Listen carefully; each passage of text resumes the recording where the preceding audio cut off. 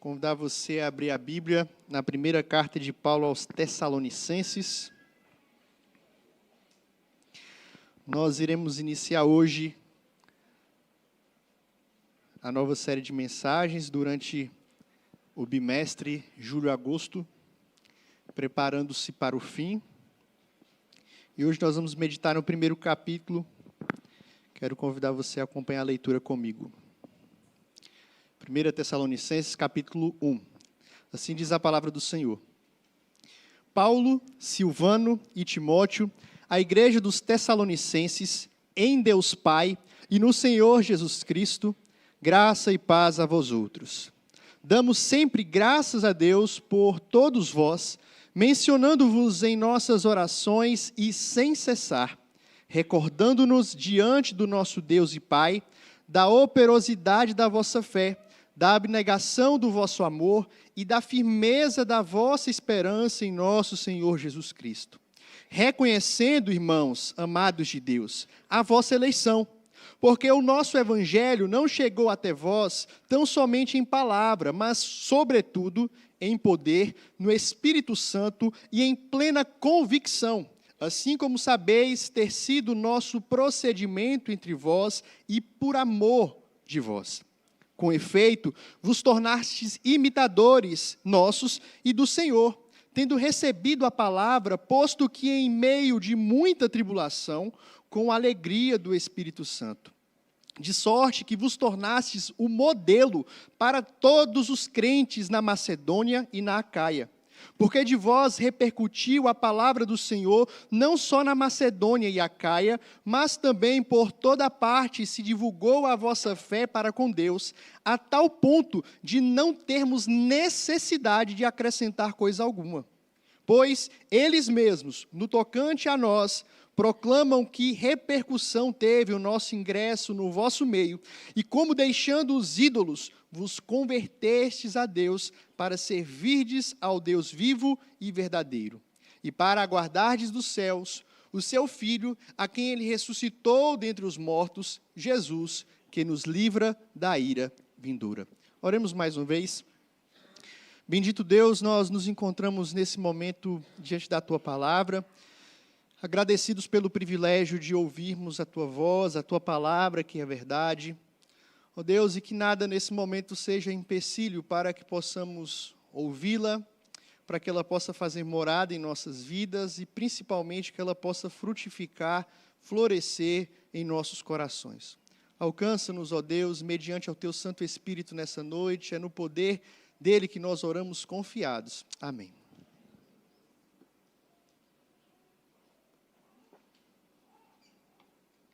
Como seria a igreja dos seus sonhos? Você já parou para pensar sobre isso? Como você pensa por um instante a respeito disso? O que teria nessa igreja? Ou o que não teria nesta igreja dos seus sonhos? Como é que seria a liturgia? Será que, como é hoje?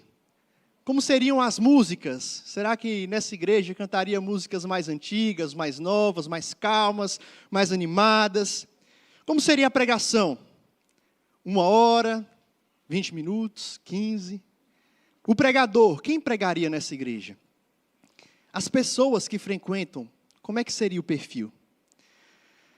Eu creio que cada um de nós aqui já fez esses questionamentos de como seria uma igreja ideal, como seria a igreja dos nossos sonhos.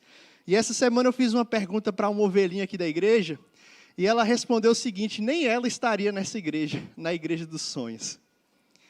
Os meus irmãos, nós precisamos estar atentos a 2 fatos quando a gente pensa a respeito disso.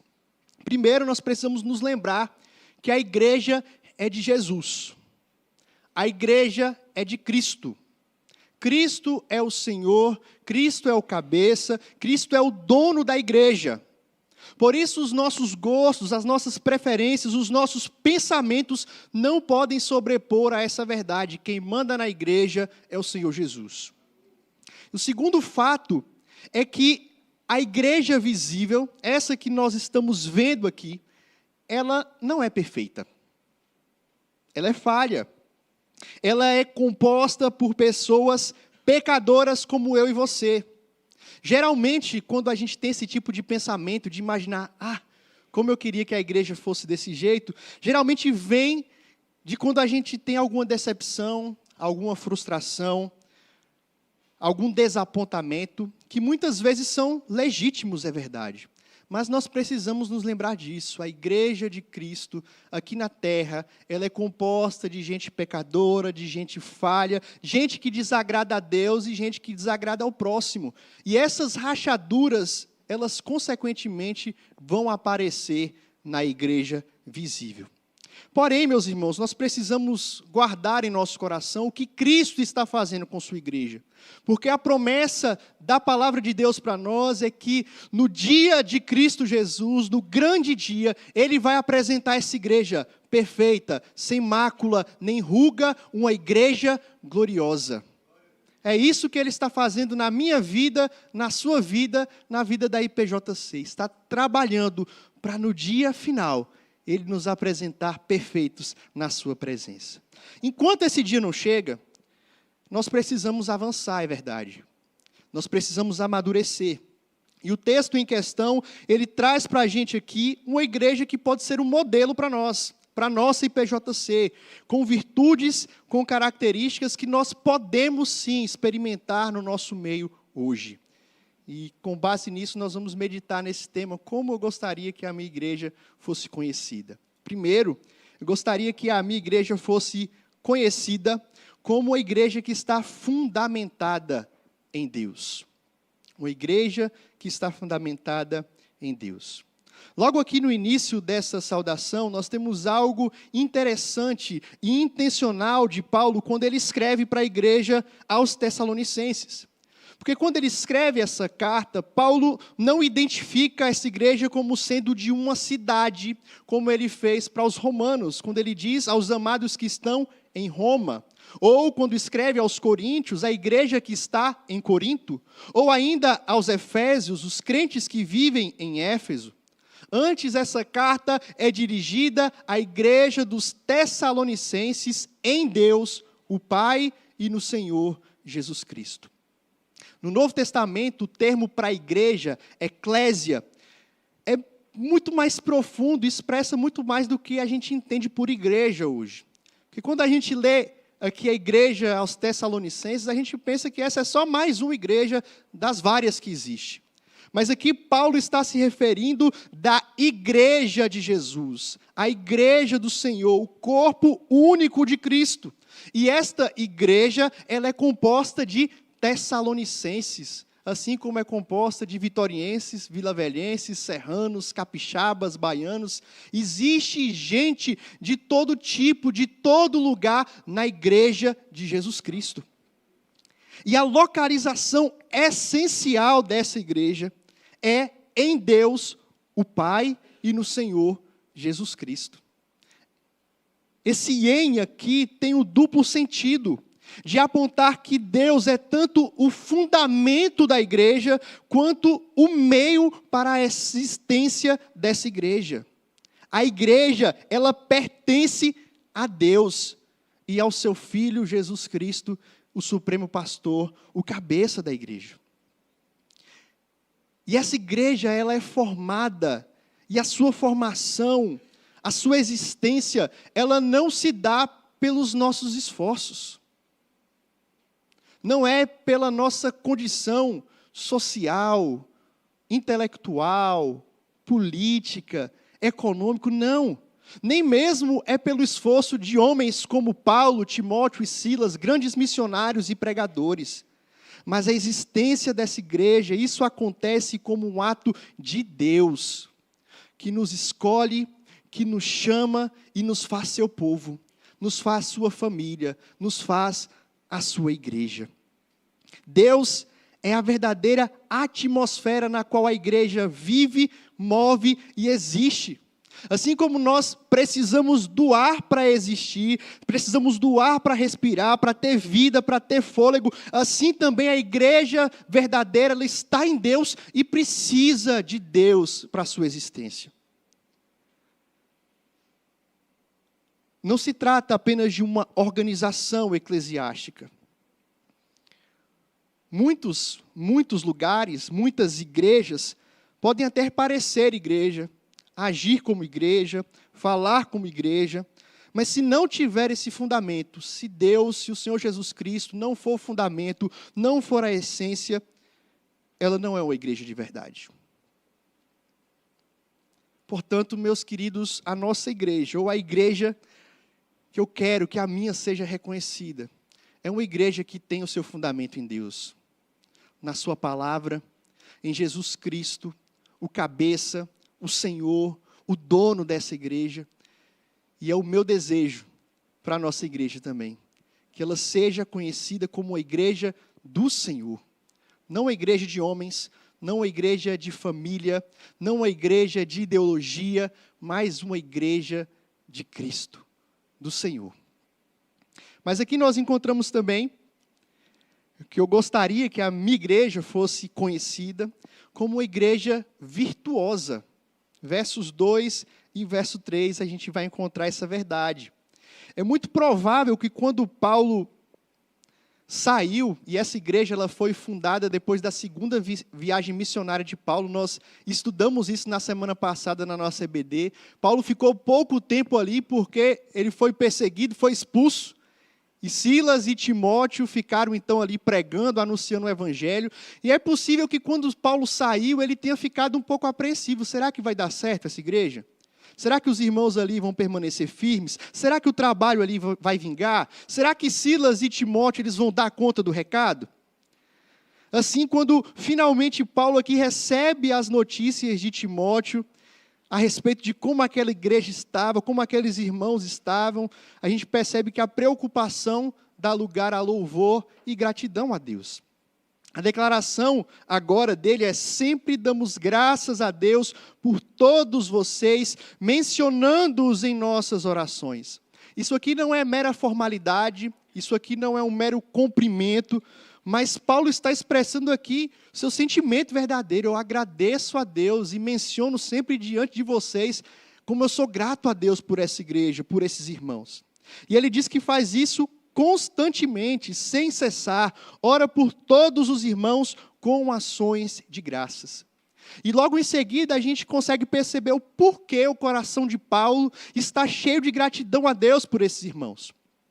A igreja dos Tessalonicenses, embora fosse uma igreja recente, nova na fé, ela demonstrava aqui sinais de maturidade cristã.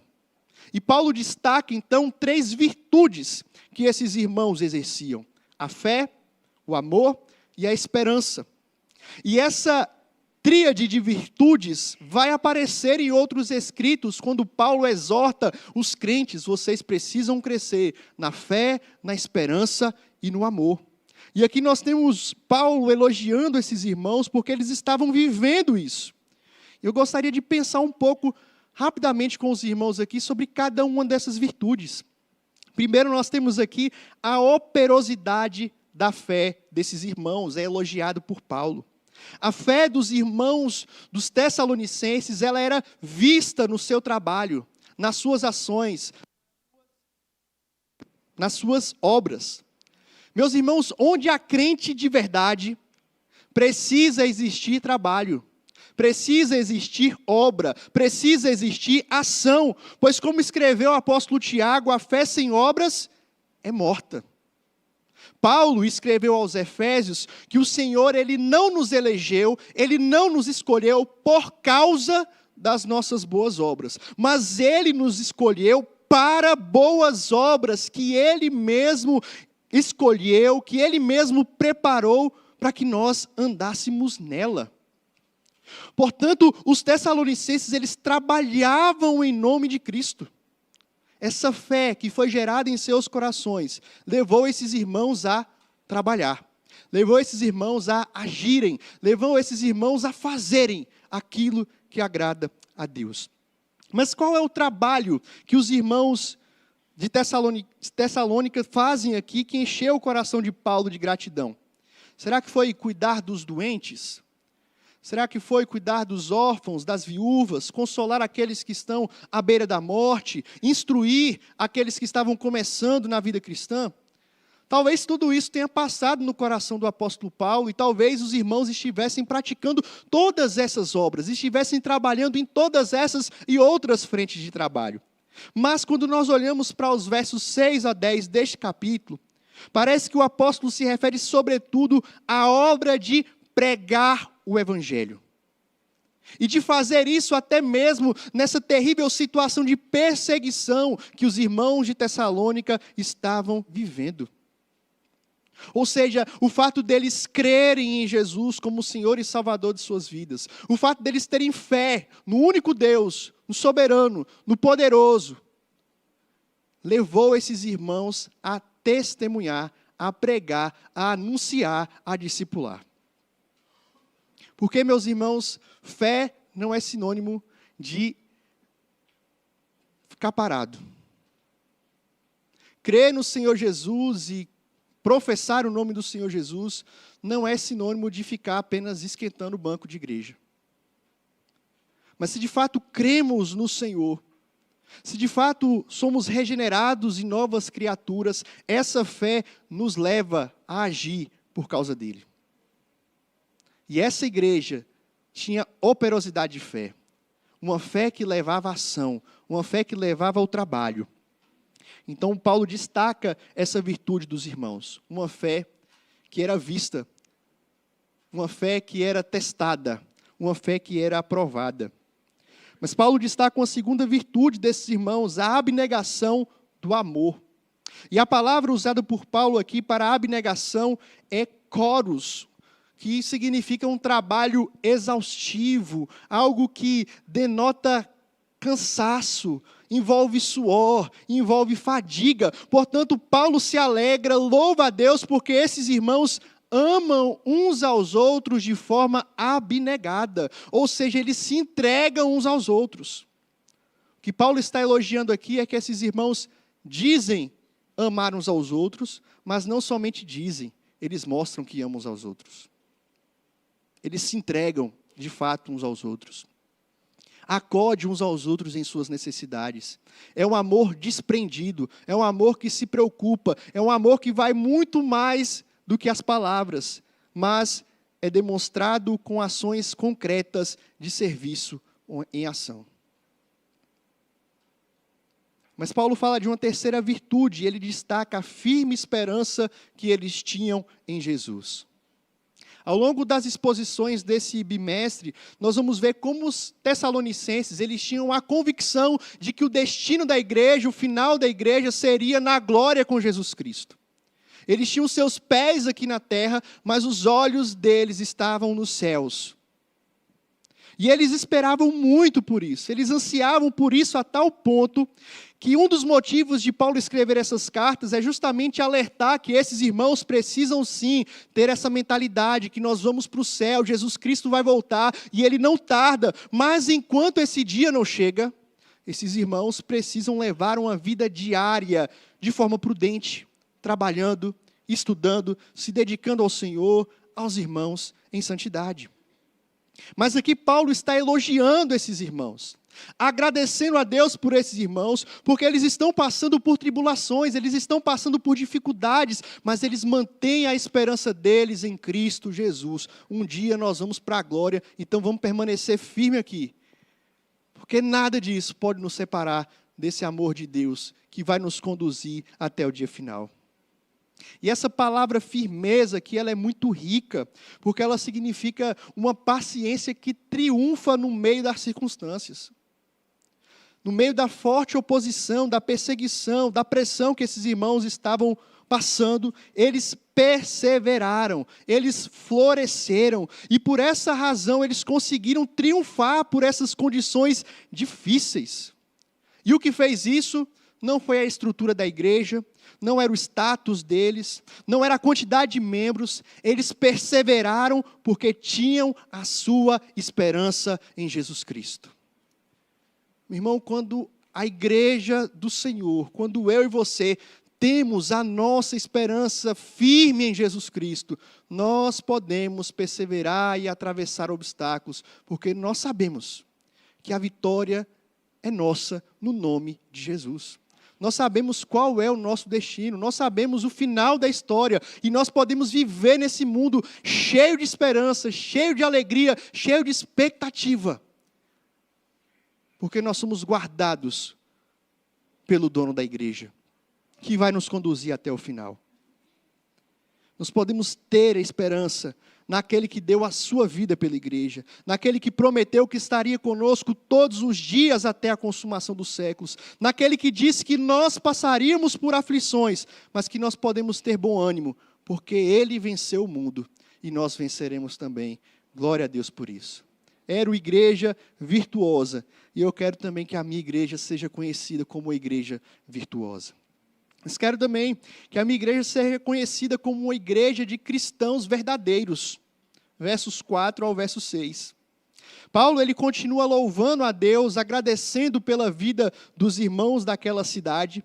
E em última análise, o motivo da alegria, da gratidão de Paulo e dos demais, Silas e Timóteo, é porque os membros da igreja de Tessalônica são escolhidos, são eleitos de Deus. Paulo reconhece que esses irmãos são crentes de verdade. Meus irmãos, ser um eleito, ser um escolhido, um predestinado, isso não é algo abstrato.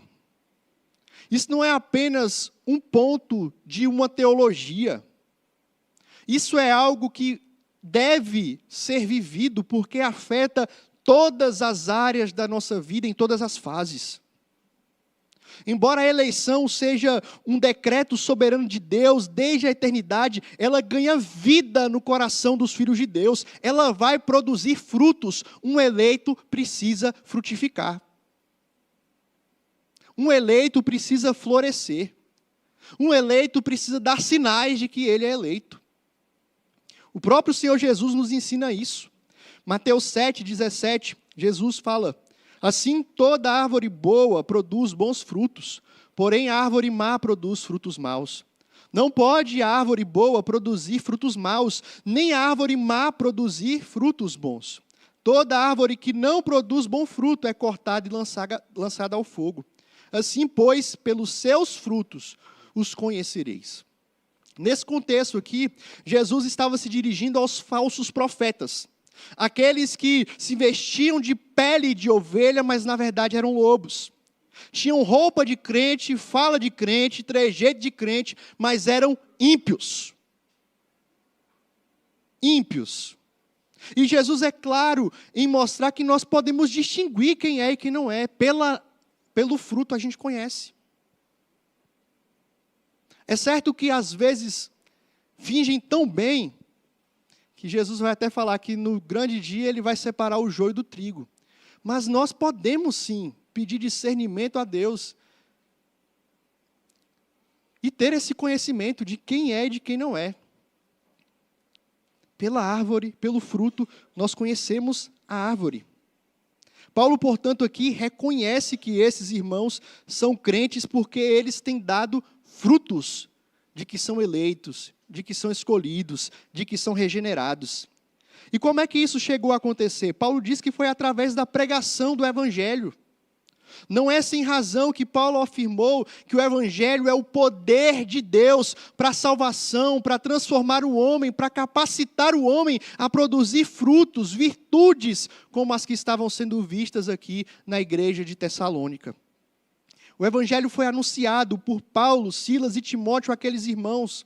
E através da ação sobrenatural do Espírito Santo, eles receberam essa palavra, encarnaram essa palavra, vivenciaram essa palavra, a ponto de Paulo afirmar: eu reconheço que vocês são eleitos. Eu reconheço que vocês são crentes.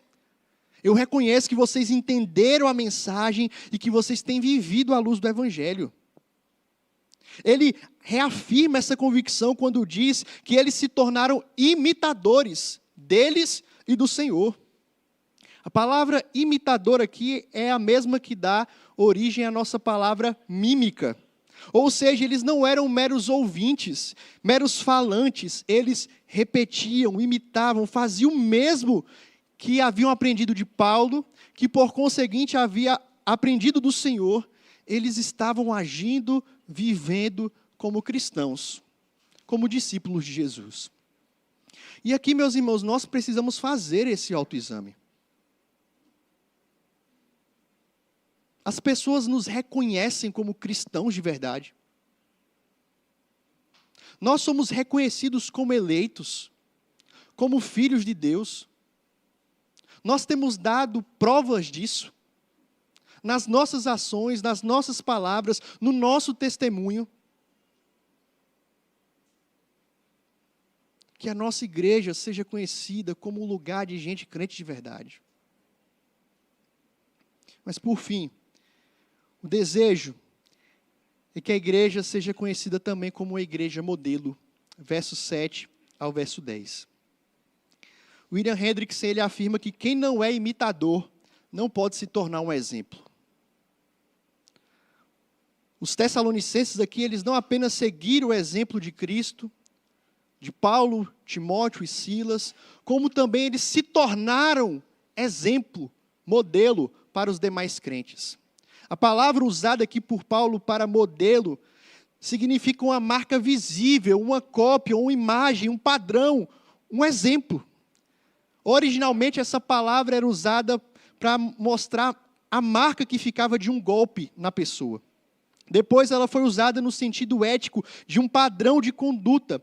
Mas comumente, como acontece aqui no texto, esse modelo se refere a alguém que é exemplo, um exemplo a ser seguido, um bom exemplo, algo desejável. E no que os tessalonicenses estavam sendo modelo?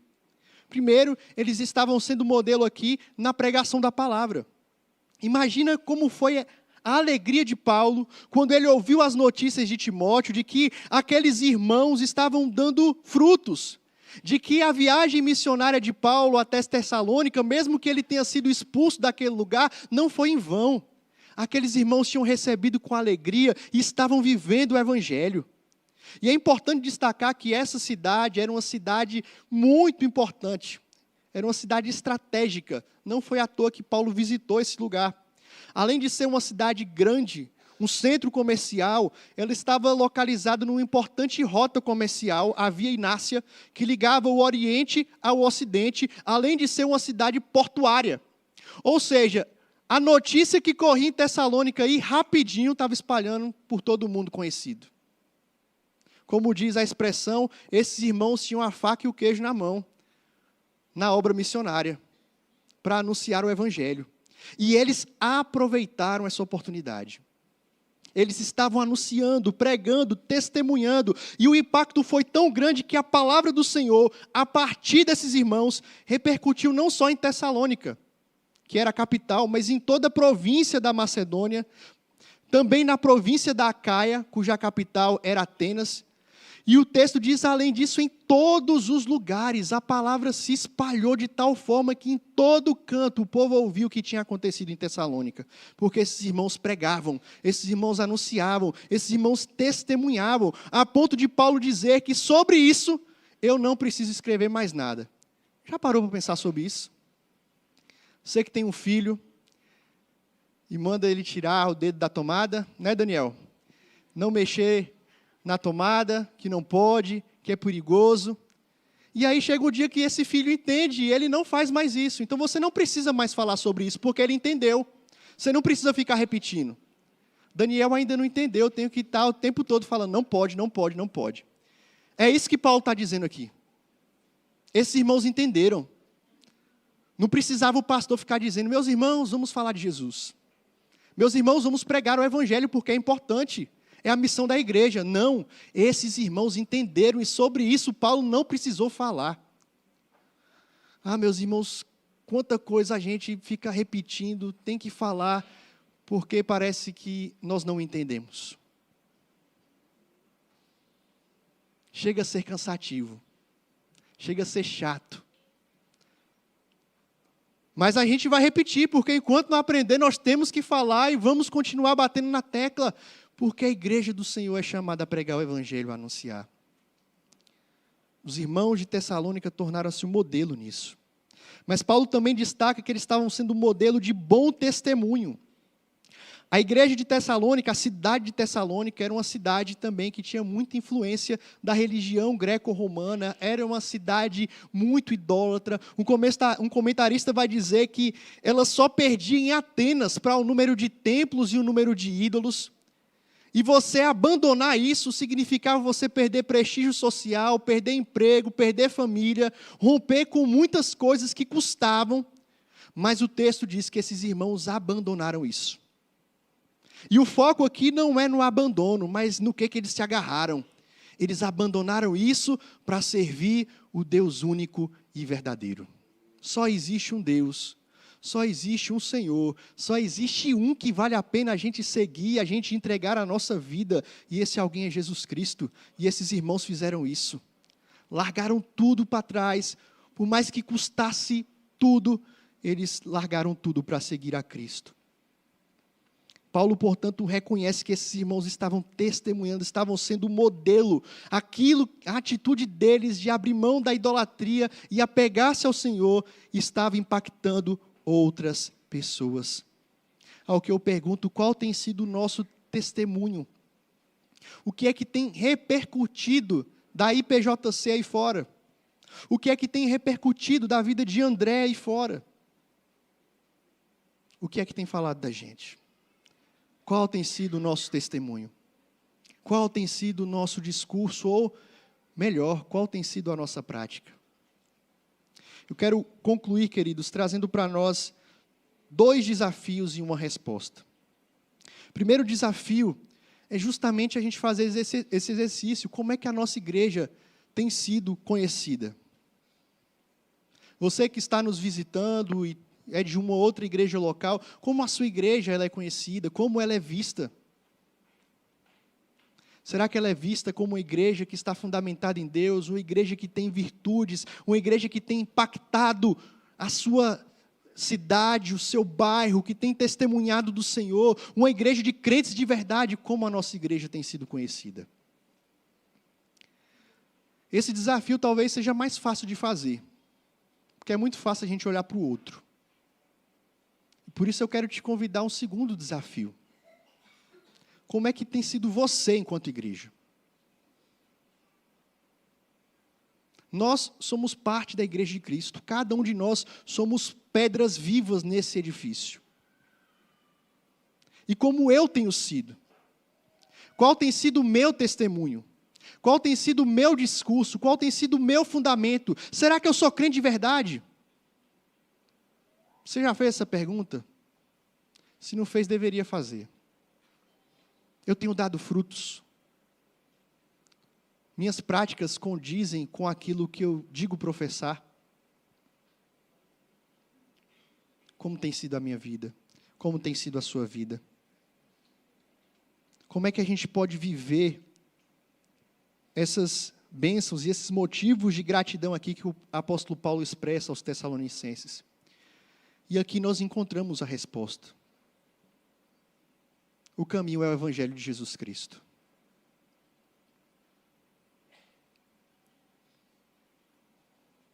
Que é o poder de Deus para transformar as nossas vidas. Que é o único capaz de transformar o nosso coração e nos capacitar a viver, a testemunhar, a experimentar o que esses irmãos aqui estavam experimentando. É a palavra de Deus. É o Evangelho. É a boa notícia de que Ele morreu no nosso lugar para nos dar uma nova vida. Uma vida que pode ser vivida. A igreja dos Tessalonicenses também era composta de gente pecadora, como eu, como você, e eles conseguiram experimentar isso. Isso não é um alvo distante para a nossa igreja. Nós podemos viver isso, se Jesus Cristo for o centro. Se as nossas vidas estiverem nele, se de fato a gente abandonar os nossos ídolos, abandonar o nosso passado, abandonar o nosso pecado e passar a servir ao único Deus vivo e verdadeiro de verdade. Meus irmãos, que possamos ser conhecidos e reconhecidos dessa forma. Tessalônica não tinha mérito nenhum nisso. Eu e você também não teremos, se assim formos conhecidos. porque isso é obra da graça de Deus em nossas vidas.